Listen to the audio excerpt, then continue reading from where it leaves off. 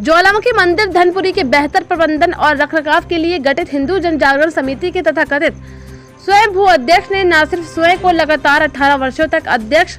निरूपित कर सहायक पंजीयक फॉर्म एंड सोसाइटी को धोखा देने का कार्य किया, बल्कि पंजीयक कार्यालय को दी गई जानकारी के आधार पर खुद को 50 लाख रुपए से अधिक के गबन का आरोपी भी बना डाला। वर्चस्व की लड़ाई और अधिक कमाई के चक्कर में उक्त कथित अध्यक्ष ने समिति के संविधान की धज्जियां उड़ाते हुए जन आस्थाओं के साथ भी जमकर खिलवाड़ किया। समिति के निर्वाचित अध्यक्ष महेंद्र सिंह पवार ने यह आरोप लगाते हुए कहा कि प्रमाणित दस्तावेजों के प्रस्तुतिकरण के बाद भी पुलिस कार्यवाही में हीला हवाली लोगों के बीच आश्चर्य का कारण बनी हुई है। शहडोल जिले के धनपुरी नगर स्थित मां ज्वालामुखी मंदिर के प्रबंधक का दायित्व निभाने वाले हिंदू जन जागरण समिति के पूर्व अध्यक्ष कथित तौर पर स्वयंभू अध्यक्ष कहे जाने वाले विनोद शर्मा नामक व्यक्ति द्वारा सहायक पंजीयक फॉर्म एंड सोसाइटी रीवा के कार्यालय में भ्रामक जानकारी प्रस्तुत कर न सिर्फ स्वयं को समिति के पंजीयन तिथि व 2007 से आगामी वर्ष 2025 तक का अध्यक्ष घोषित कर पंजीयन कार्यालय को धोखा देने और पंजीयन कार्यालय में प्रस्तुत जानकारी के अनुसार खुद को 50 लाख रुपए से अधिक के गबन का आरोपी बनाने का दुस्साहस किया गया है।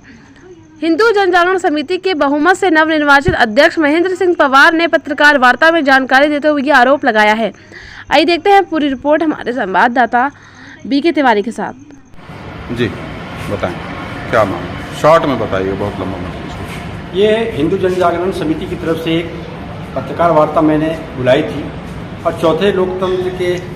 कहलाने वाले स्तंभ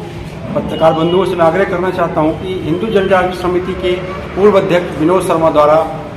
अपने आप को कूट रचित दस्तावेज करके फर्जी ऑडिट करके जिसमें लाखों रुपए का गालमेल है,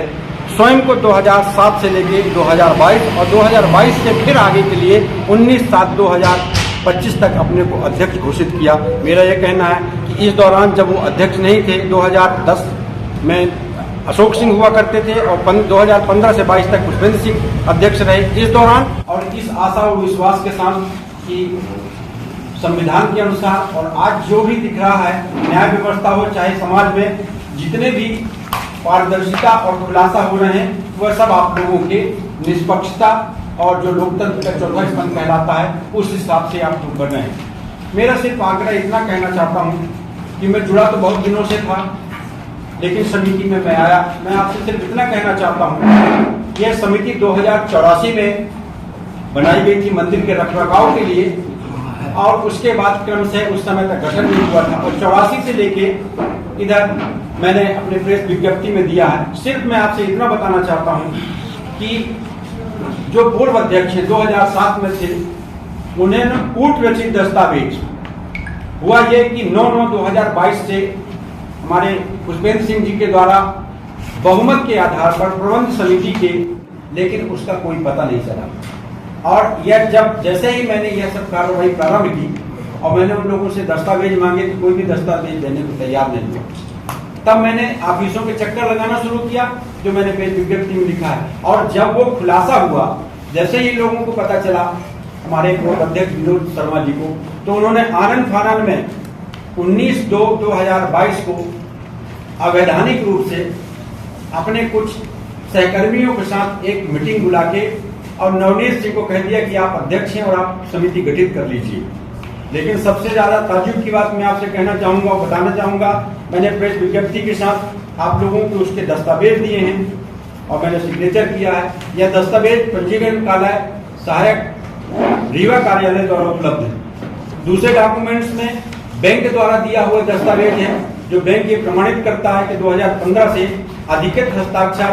पुष्पेंद्र सिंह जी, माननीय गुरुजी हमारे मैत्री शरण जी गुप्त और हमारे संतोष भाई के हस्ताक्षर प्रमाणित हैं, अधिकृत हैं कि इन तीनों के हस्ताक्षर से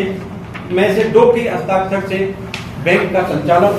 माता रानी की जो जेवर रखी हुई है उनके लाकर का संचालन, मतलब इससे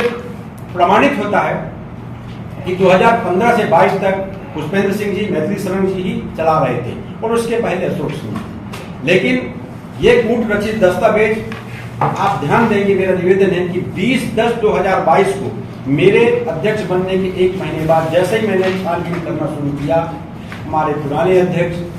हमारे मेरे बड़े भाई की तरह श्रद्धेय मेरे बड़े भाई के साथ वो विद्यालय में महाविद्यालय में पढ़े भी हैं, उन्होंने आनंद फानन में कूट रचित दस्तावेज करके 20/10/2012 को सोसाइटी एक्ट की धारा 38(2) के तहत, जिसमें उन्होंने शपथ पत्र भी दिया है कि अगर ये झूठी होगी तो उसका दंड का भागी होगा। उन्होंने कथित दस्तावेज जमा करते हुए 2007 से लेकर 2022 तक और 2022 से लेकर 19/7/2025 तक अपने आप को अध्यक्ष घोषित कर लिया। सबसे ताज्जुब की बात कि जो हल्ला कर रहे थे कि पुष्पेंद्र सिंह ने 2015 से 2022 तक कोई ऑडिट नहीं करवाया, हिसाब नहीं दिया, लेकिन आप लोग देखेंगे कि जो मैंने दस्तावेज दिया है पंजीयन कार्यालय में, उन्होंने स्वयं लिखा है कि 2007 से लेकर 2018-2019 तक का ऑडिट रिपोर्ट।